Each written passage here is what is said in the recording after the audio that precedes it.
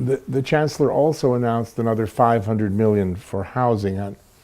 What do you think of that, and how does that compare with John McDonnell's plan to build 1 million homes? Well, I think the issue with housing is actually the planning system, not government expenditure. That we have essentially a socialist planning system with the expectation that the man in Whitehall can set the parameters, can set the likely demand, and then provide permissions to create the supply. And that hasn't worked. It hasn't delivered enough houses, and it hasn't delivered the houses that people actually want to buy. Unlike most countries, we've seen the square footage of houses decline in this country in recent decades, and that isn't how people want to live. It's come about because of the constraints within the planning system.